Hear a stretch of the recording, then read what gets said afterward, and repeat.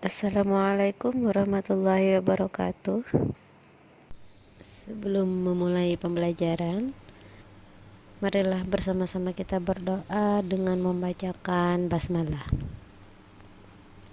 Bismillahirrahmanirrahim. Materi hari ini membiasakan akhlak terpuji. Akhlak terpuji yang akan kita pelajari yaitu ikhtiar, tawakal, syukur, sabar, dan qanaah. Pertama, kita akan membahas tentang ikhtiar. Secara bahasa, kata ikhtiar berasal dari bahasa Arab ikhtara yakhtaru ikhtiaran, yang berarti memilih. Sedangkan menurut istilah, ikhtiar adalah usaha sungguh-sungguh seseorang hamba untuk memperoleh apa yang dikehendakinya.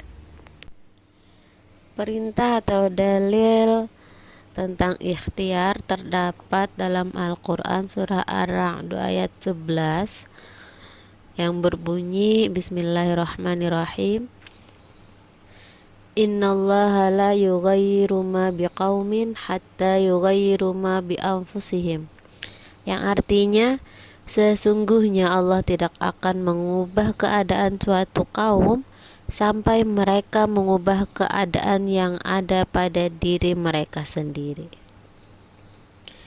Dan perintah atau dalil tentang ikhtiar juga terdapat dalam surah Al-Jumu'ah ayat 10,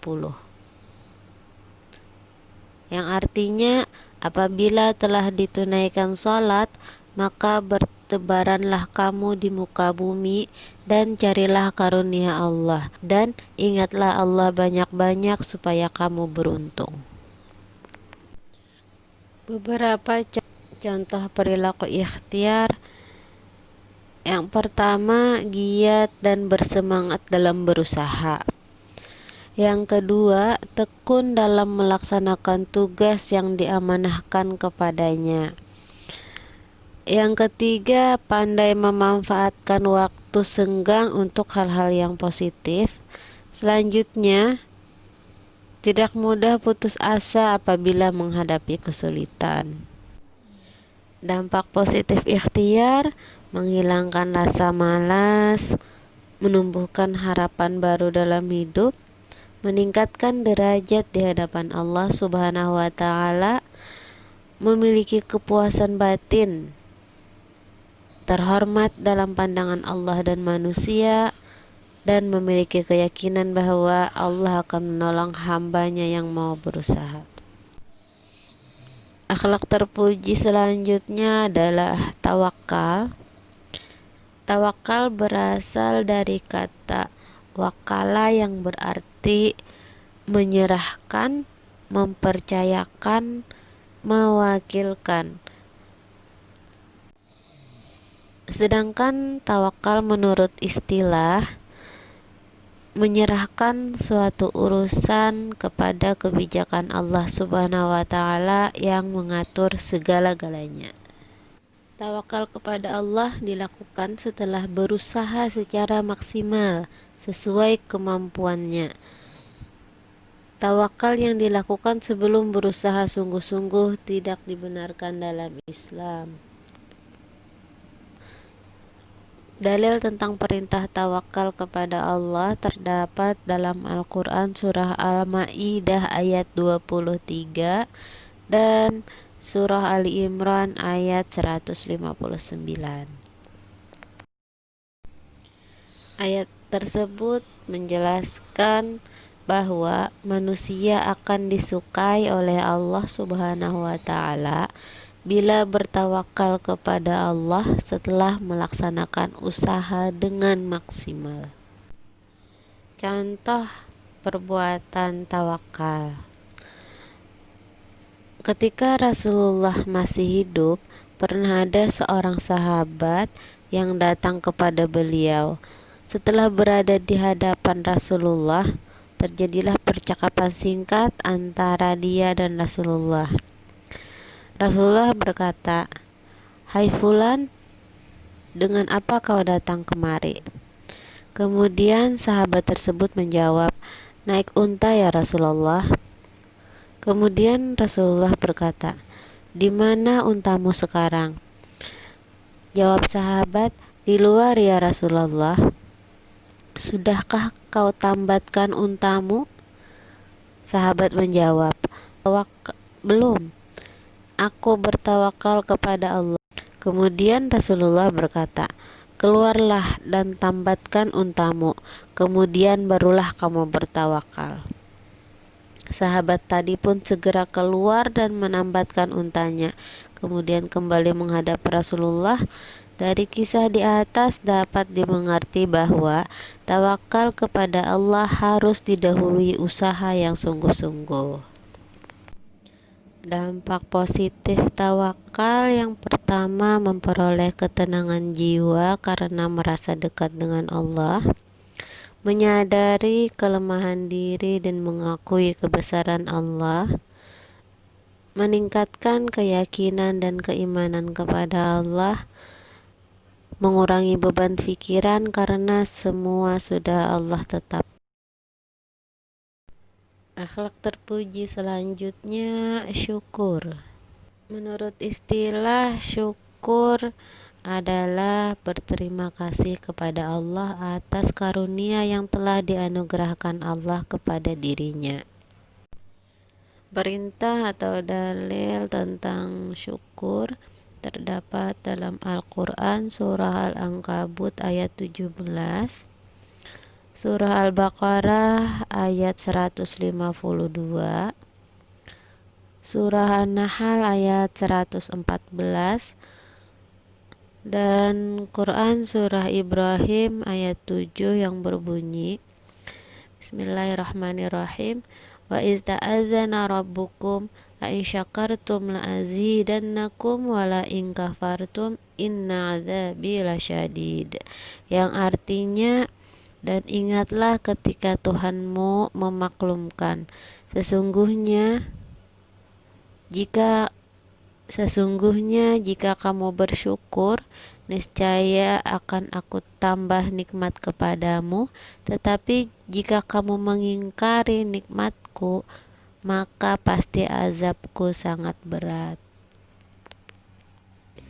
Syukur terbagi menjadi 3 bagian. Yang pertama, bersyukur dengan hati. Hati selalu merasa senang ketika menerima nikmat dan pemberian ataupun rezeki dari Allah Subhanahu wa taala. Yang kedua, bersyukur dengan lisan. Setiap kali mendapatkan rezeki, selalu mengucapkan alhamdulillah. Bersyukur dengan perbuatan bisa dilakukan dengan cara mengajak teman, mengajak keluarga untuk makan bersama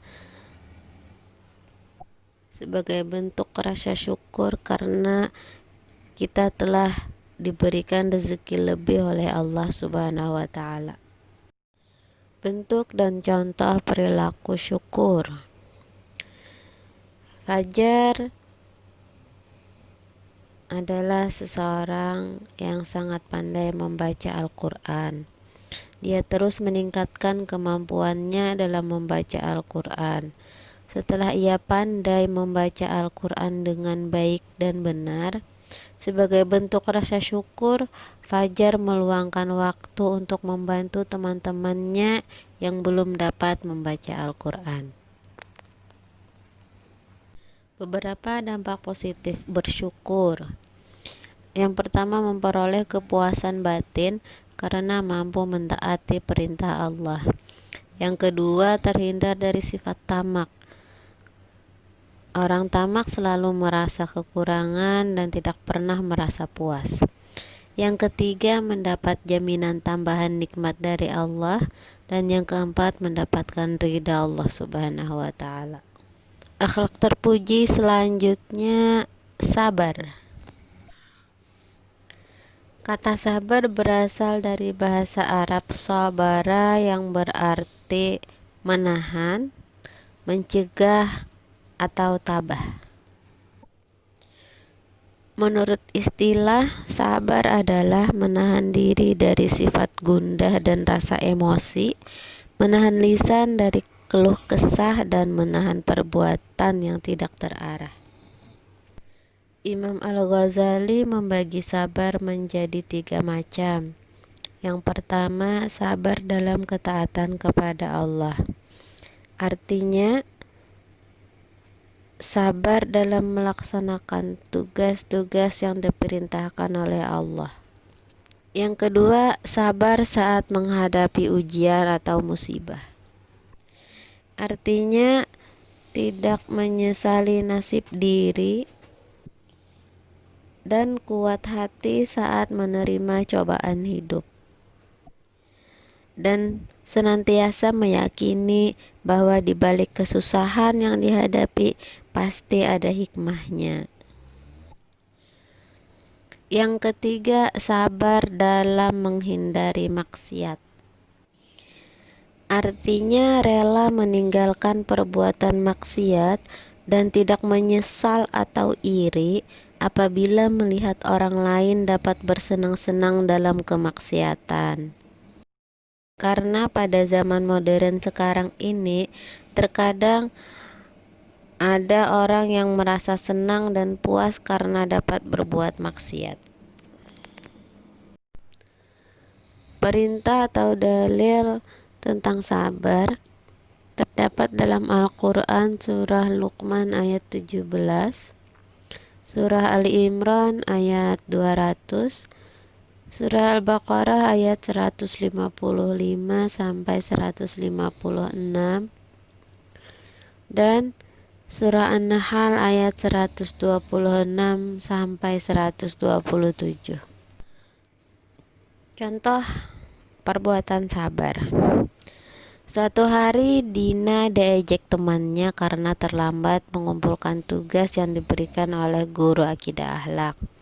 Dan pada tugas berikutnya, ternyata temannya yang mengejek tersebut juga terlambat menyerahkan tugas.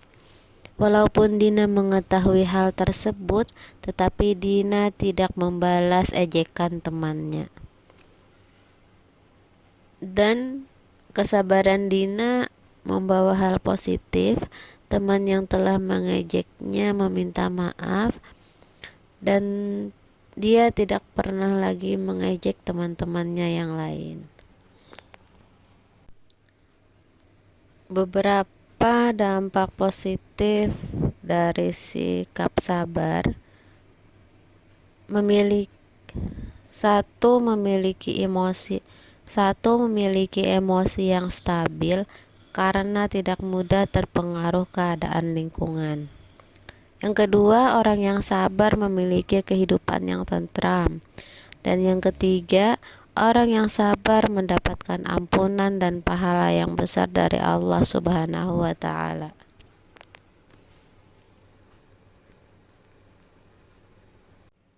Akhlak terpuji selanjutnya qanaah. Qanaah menurut bahasa berarti rela, suka menerima. Sedangkan menurut istilah, qanaah adalah merasa cukup dengan rezeki yang telah Allah berikan kepadanya. Dalil perintah qanaah terdapat dalam Al-Quran surah An-Nisa ayat 32, surah Hud ayat 6, dan hadis Nabi yang diriwayatkan oleh Tabrani yang artinya dari Jabir radhiyallahu anhu berkata, Rasulullah shallallahu alaihi wasallam bersabda, berpeganglah kalian kepada sifat qanaah, karena sesungguhnya qanaah itu harta yang tidak akan habis. Hadis riwayat Tabrani. Contoh perbuatan qanaah. Keluarga Faturrahman berada di lingkungan orang-orang kaya dan memiliki rumah mewah. Namun, keluarga Fatur Rahman tidak pernah berangan-angan memiliki kemewahan seperti tetangganya. Orang tuanya sudah merasa cukup dengan kondisi yang pas-pasan. Yang penting mampu menyekolahkan anak dan cukup untuk biaya kehidupan sehari-hari. Beberapa dampak positif dari sifat qanaah. Orang yang memiliki sifat qanaah terhindar dari sifat tamak. Yang kedua, hidup lebih tentram. Dan yang ketiga, terhindar dari siksa yang berat karena kufur nikmat. Dan tugas kalian pada hari ini, ceritakan pengalaman akhlak terpuji yang pernah kalian lakukan. Boleh ikhtiar atau tawakal atau syukur atau sabar atau qanaah, dan dampak positif yang kalian rasakan. Dan ceritakan dalam bentuk video. Demikian materi hari ini tentang membiasakan akhlak terpuji. Yang kita pelajari tentang ikhtiar, tawakal, syukur, sabar, dan qanaah. Semoga apa yang kita pelajari hari ini dapat bermanfaat untuk kita semua. Ibu akhiri pembelajaran kita hari ini dengan membacakan hamdalah, alhamdulillahirrabbilalamin. Akhir kata, wassalamualaikum warahmatullahi wabarakatuh.